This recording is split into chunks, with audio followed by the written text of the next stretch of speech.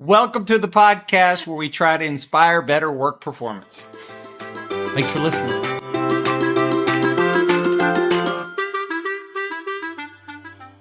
Hey everyone, thanks for joining me today on the Management Muse. I'm your host, Cindi Baldi, and today I'm flying solo again. Jeff will be back in upcoming episodes, but for now, you get to live inside my head for a while. You're going to see a lot of dogs in there. Today, we are going to be talking about the case for hiring friends, and I'm throwing families in there too, because they're kind of friends.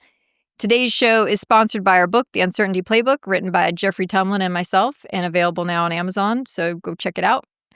Let's get to the case of hiring friends. I often see posts from people seeking permission to hire friends, often getting shot down. And so I'm not saying that there aren't some real concerns about hiring friends, but there are also some pretty good benefits. The science says that organizations with referral programs often benefit from higher retention and higher job satisfaction for both employees and managers. Whether it works out is dependent upon the quality of the friendship, the frankness of the conversations, personalities, and the structure and culture. In other words, it's complicated. So this is what's currently going on in my life that is applicable to this. It's kind of friend adjacent, I guess I'd say, but the friend is playing a pretty big role. So I am in the middle of a construction project, and we have hired somebody with big equipment for demo, and I just got the invoice, and I don't know what they were thinking because I'm a data scientist, so I'm running the numbers, and this bill isn't working out. And so the message has been sent that we need to have a conversation, and I keep trying to be generous and think maybe this is just disorganization that has gotten the bill in the shape that it is. But the problem here, the part that relates to the friendship, is I do really like this person.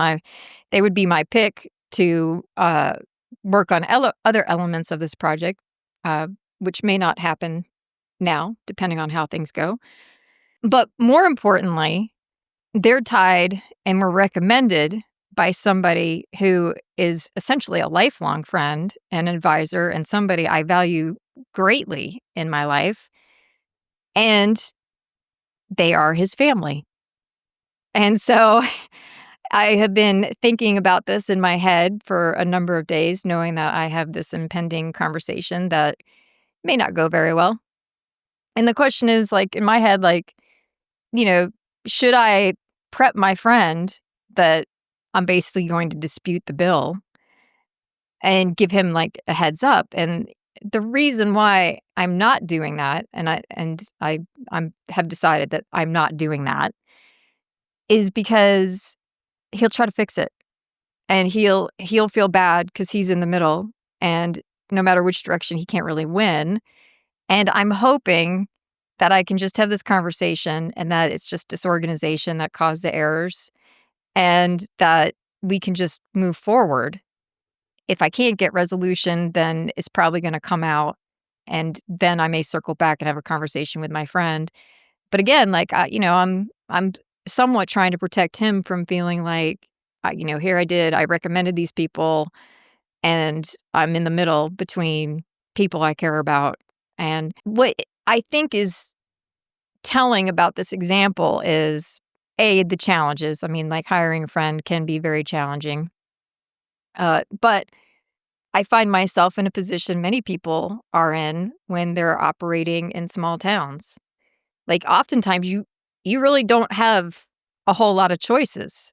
And so you're hiring somebody you're hiring somebody you either know directly and have a relationship with, or you're hiring somebody who's related to somebody you know and have a relationship with. And it's all tricky because you have to be able to basically defend your boundaries and not just roll over because of a relationship. And in this case, it's also instructive because my relationship with this particular friend is very blunt. We have arguments about how things ought to go and listen to each other, and we often have difficult conversations with each other. And so that's one of the things that I think is helpful in thinking through whether or not you want to hire a particular friend. The first thing is like, are you actually able to have these conversations, and how does your friend react to those conversations? I like to look for people who have what we call a growth mindset, which is somebody who they often take a lot of pride in what they do, but they recognize that when they make mistakes, it's not about who they are or that they're um, somehow bad or wrong, but instead the growth mindset is, okay, here's the feedback. How can I get better?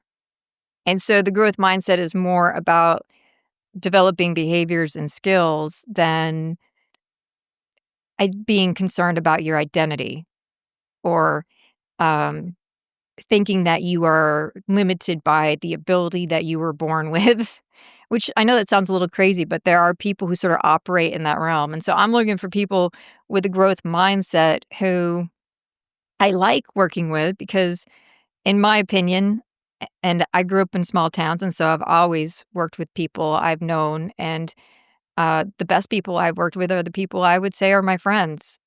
And And so I life at work is too long. I think you have relationships. And with bigger organizations, you may be able to get around some of these issues because you're probably in a bigger population pool. And if you have the option to just kind of keep your life clean and not hire your friends directly, then good on you for helping out your friends and not having the power dynamics, because that is complicated. But if you're going to hire people you know and like, and if you are an entrepreneur, you're probably going to have to at least initially hire people you like, because who's likely to take a risk on you if not somebody who knows you pretty well and believes enough in you? And so the story that I have, I think, illustrates the communication component and the ability for somebody that you're close to take feedback and not take it like a personal assault on who they are, but instead to pick it up and be like, okay, I'll consider that. And okay, maybe I can work on this. And so that's the personality component. I think you also have to think about yourself in terms of personality and whether or not you are somebody who leans on the black and white side, where things can only be done one way. There's only one right way, because that tends to me, or you're just controlling. But the black and white side, that makes you controlling because you believe that there's only one right way, and then you're trying to force everybody into that one right way.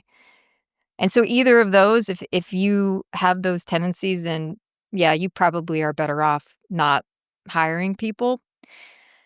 But if you can hire somebody and uh, learn from them and feel like you may be the boss, but you're bringing them in for like the skills that they bring that are unique to them, that would enhance your team or your organization, and you're working more in an iterative fashion. And some of that is going to be dependent on the culture of the organization, like how much the culture is hierarchical and how much like power distance there is between bosses and subordinates. But if you have a flatter organization and the organization supports managers being supportive of employees, and you have a mindset where like you look at hiring somebody not as somebody who is under your control to tell them exactly how to do things, but instead you're hiring them because you value what they're bringing into the organization, and see it as something that maybe even is distinct and complementary to what you're bringing into the organization, where it's like an iterative process for the work, then I think you're in a pretty good standing in order to hire friends, and would probably recommend that you consider it. Because let's face it, hiring people sometimes is, I mean, it's like deciding, I'm not going to say it's like deciding to marry somebody after two dinners, because that's too much of a commitment on the marriage side, or you're not really that level of commitment for organizations. But like you're getting like a couple of hours of interviewing with somebody and you're looking at their resume and checking some references. You're making hiring decisions on strangers based on virtually nothing. Whereas a friend, you have a lot of information. Like, yes, what they tell you about their past work is probably going to be biased to make them look probably at least a little bit better than um, they might actually be. And by the way, so is the stranger. Stranger's also biased that way. So I feel like that kind of evens itself out. But you have all this other complementary information about your friend to know whether or not they like to know how they operate, to know how they communicate, to know whether or not they are somebody who like I'm thinking about like things that I like, whether or not they're conscientious, whether or not they're motivated in general, just internally, just because they like to do things well. Like you have so much information about your friends from just being around them that I'm not saying to hire every friend, but you have a lot more information to make a decision about hiring a particular friend than you do typically with a stranger. Both are going to put on like their best face, but the thing is that your friend has had to put the best face on for a very long time across very many different situations. I think where people get in trouble with this is the empathy winds up making them want to help their friend, and they know going in that there are going to be problems. And I'm guilty of this. So I have a family member, and I've stopped doing this, by the way, but I am historically guilty of this. I have a family member who is the best, most creative editor, film producer I have ever known. And the stuff that he puts out is amazing. And it's been a while since I've seen his stuff. But because he's actually gone on, probably because of the problems that I had, he's gone on to do other things. So he's left his talent behind, which is just a shame. And if he were editing this right now, like I probably would have, I don't even know what kind of animation. He most likely would probably at times have a moo coming out of my mouth at times. Like it's funny, it's creative, it's exactly the personality that we have on our websites and and sort of in our daily lives that sometimes doesn't come quite through when we're talking about serious things. But I have hired him and I know that giving him feedback is very difficult. I know that it winds up making him throw his hands in the air and just like not moving forward. And so the last time that I hired him, like I had to basically not give him real feedback and sort of massage what the problems were because I knew if I didn't, he'd just cease work. And I knew that. I knew that going in. I've had other experiences working around him, like, just like as a family member. But I got sucked in because his talent is so great. And so something that should have taken a week to produce, we didn't get for months because this person is just not, you can't really have a conversation with them. I knew that. I should have never hired him. Again, I did it because the talent is so great. But you know that about your friends. And so don't do that with them.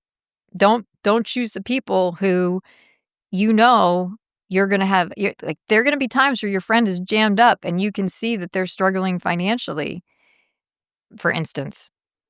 And you're going to want to help. And the solution, if you know that you can't actually work effectively with that person, is not to hire them because it's probably not going to last. And then you're going to be really angry about it. So like the friendship will be harmed. And so better to help them sort of get right and go out and find a job where they're working for, hopefully in a field where they can excel, than to take the hit on the friendship. Hire the friends you can work with, will be effective, have the skills. Now, there is a personality trait like that also contributes to this. We've covered it before. It's a satisficer maximizer. We didn't really get into this aspect of it, but people who are satisficers, and by satisficer that means people who basically are internally driven and they have a good enough bar, and when something makes good enough, they go with it. They have a tendency, and I'm one of those people, by the way, I'm a satisficer, and I'm definitely guilty of this too. They have a tendency to see the people they like as being able to do everything. And so, as a result, and I am 100% guilty of this as well, you if you are a satisficer, and you can go into the other episode, or you can look up, the measure, it's available online, you can get it, it's Schwartz who, came up with the instrument. They tend to be very, very loyal, and because satisficers are loyal, they tend to take people they like and then try to apply them to everything in their life. Any hole that the person they is available to actually fill, they will try to plug them in, and because of that, their networks are very small compared to satisficers. But also because of that, they're not really evaluating people accurately based on skills for hiring the job. And again, this is my tendency. I have examples in my past where I have done this. I had a very good friend. I think she's amazing. I think everything she does is great, and I tried to put her into one of the highest paid positions in, my family's business, which meant that she was staying late at night, and she was responsible for technology that sometimes breaks. And she came back to me and she's like, "I can't handle the stress." I'm grateful that she did because I don't wanna harm my friend.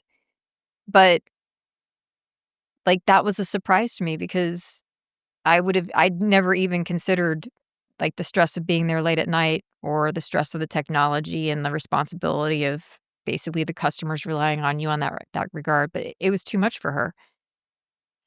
That was my error in taking somebody who is great with people and just and and that I like, and then trying to put them everywhere. And so, if you have that tendency, then you have to actually go against your personality. You have another step in the hiring process, and that's to really think about whether or not they have the actual skills to do the job, not just that you think they're globally awesome. And so, those are, I think, a couple of the big areas in terms of thinking through yourself and the relationship with the person and the quality of the relationship and whether or not you're going to hire them. In terms of setting it up, I probably would say get in the habit of you may decide to have a conversation about this because like there probably needs to be a conversation about like, look, I want to hire you, but I also want to protect our friendship. And so we need to move into this relationship with the idea that if this doesn't work for either of us, we let each other know early, and then we unwind it in a way that is doesn't leave anybody hanging out to dry. So if you're the manager, then you're letting them know, like, I need you to start looking for another job because like we're just not gelling well. And if they're the employee, they need to be like they need to be on board with being able to come to you and be like, I don't think we're gelling well. I think I need to find another job. And so, like, you can start looking for somebody else. So you give everybody a window of time to basically recover, to preserve the friendship.